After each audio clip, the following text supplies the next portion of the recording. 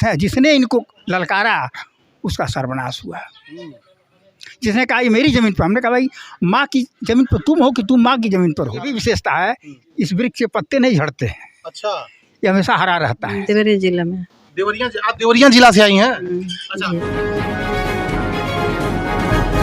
गोरखपुर मुख्यालय से लगभग 20 किलोमीटर की दूरी पे जब आप नेशनल हाईवे 24 से महावीर छपरा में आते हैं, महावीर छपरा बांसगांव रोड पे एक प्राचीन मंदिर स्थित है जिसको नगरी कालिका के नाम से लोग जानते हैं। यह मंदिर काफ़ी प्राचीन है और यहाँ एक समय था जब यहाँ महीनों तक मेला चलता था, जहाँ से लोग रोज़मर्रा की चीज़ें खरीद करके लेके आते हैं। सबसे पहले तो आइए हम माता नगरी कालिका का आपको दर्शन कराते हैं, फिर मंदिर के जो अध्यक्ष हैं, कुछ श्रद्धालु हैं, उनसे भी बात करेंगे और मंदिर के बारे में, मंदिर के इतिहास के बारे में जानेंगे कि कब इस मंदिर की स्थापना हुई, कब से यहाँ मेला लगा, कितने दिन तक वो मेला चलता था, या इस मंदिर की स्थापना किनके द्वारा कराया गया था। मंदिर की महानता के तमाम सवाल लेकर के लोगों से जानेंगे। सबसे पहले तो हमारे चैनल के माध्यम से आप माता नगरी कालिका का दर्शन करिए। भव्य दर्शन आपको न्यूज़ ऑन द वे करा रहा है। माता नगरी कालिका का 3 दिवसीय मेले का आयोजन इस मंदिर प्रांगण में हुआ है, जो अनवरत 3 दिन चला है और आज संभवतः आखिरी दिन है मेले का।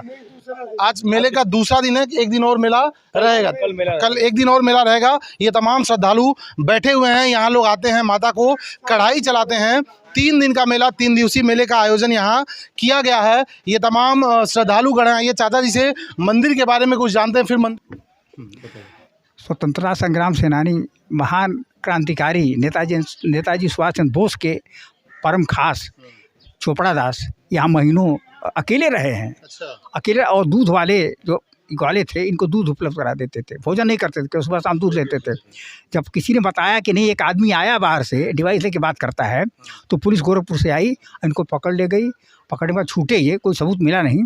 फिर यहाँ से बांसगांव चले गए। कैसा वो डिवाइस था, क्या था? अब वो जैसे वो हम समझते हैं कोई ऐसा फ़ोन था जो वायरलेस था, हाँ, वो उससे बात करते थे। जिस समय मोबाइल का दौर नहीं था, ऐसे समय में उस डिवाइस था इनके पास, तोड़ दिया पटक के, उससे उसका रहस्य न मिले। अच्छा। और तब तक सुभाष चंद्र बोस का वो सोचते कि अभी क्रैश नहीं हुआ था, 45 के पहले की घटना है ये। और उसके बाद यहाँ से चले गए बांसगांव, तो साधना स्थली उनकी चोपड़ा दास की यहाँ रही है। यही रहते थे, रात में दिन में यहीं रहते थे। बहुत कम लोग जानते थे। अगल बगल जो वाले थे कहते थे अरे कोई बाबा आए हैं, बैठे हैं, प्रणाम कर चले जाते थे। दूध, बाबा दूध ले लो, दूध लेते थे, बस इतना काम था उनका। तो ये बहुत प्रसिद्ध स्थल रहा है। और आपसे बताएं, मुझको याद है वो छुआड़ा और काजू, मेरा 1947 का जन्म है। यहाँ जितने लोग हैं सब 47 के बाद के हैं। इतने बड़े बड़े छुआड़े मिलते, वो काजू मिलता था जिसका कोई हिसाब नहीं। ये श्रीनेत वंश के 87 जो स्टेट है रुद्रपुर की, पूरी ज़मीन उन्हीं की थी, पूरी ज़मीन उन्हीं की थी। अब मैं बताऊँ बांसगांव के इतिहास। हमारे गांव में थे एक आदमी, बहुत मोटे थे, तो हुआ कि एक निशाना लगाना था कि कैसे मिली। तो कहा गया कि आप इसको मार देंगे तो जहाँ तक दिन भर चलेंगे तो वो ज़मीन आपकी हो जाएगी। और जितने लोग आपके साथ चलेंगे, निशाना किस पे लगाना था? किसी को मारना था। किसी ऐसे लक्ष्य ने कहा कि आप जितना मार देंगे, जितना टहल देंगे, वो सब ज़मीन आपके। वो टहलते गए और अपने खास पटीदारों को उन्होंने पर्याप्त ज़मीन दे दी। हमारे गाँव में कुछ खास ऐसे घर हैं जिनके पास सैकड़ों बीघे ज़मीन है, तो उन्होंने अपने को दे दिया, बाकी उनको मिला नहीं, वो ज़मीन मिली। और फिर बरवल के लोग मुख्य रूप से 87 के, मैंने हमारा गांव आता है, वहीं से ये लोग पटीदार हैं। और अब तो 87 में कुछ रह ही नहीं गया, केवल रुद्रपुर की बिल्डिंग रह गई और कुछ रहा नहीं। तो इतिहास बहुत इसका पुराना है। माता बहुत जागृत है, जिसने इनको ललकारा उसका सर्वनाश हुआ।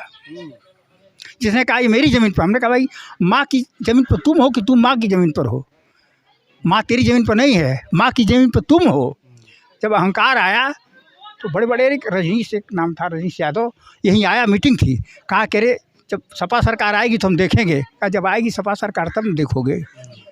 MLC लड़ा, चुनाव हार हो गया, अता समाप्त हो गया। फिर भाई साहब लोग मिल करके, मुसवर, करवल, यहाँ बरवल सब मिल करके इसकी स्थापना बहुत सहयोग किया। शारीरिक, आर्थिक, मानसिक, हर तरह से लगातार मीटिंगें होती रही और बहुत अच्छा सहयोग यहाँ होता चला रहा। अब तो धीरे धीरे इसको जागृत किया जा रहा है, इनकी कृपा है, जागृत हो रहा है मेला। यहाँ जितना भी काम हो रहा है यह सब मतलब जन सहयोग से हो रहा है। कोई सरकारी पैसा अभी तक यहाँ नहीं खर्च हुआ है, एक भी पैसा नहीं। रास्ते नहीं, रास्ता जो है वो सरकारी पैसे से बन रहा है। वो बिमलेश विधायक बांसगांव वाले बिमलेश जी दिए हैं, लेकिन बाकी जो आप इसमें मंदिर में देख रहे हैं ये सब मतलब जन सहयोग से ही। हाँ, जन सहयोग से हो रहा है।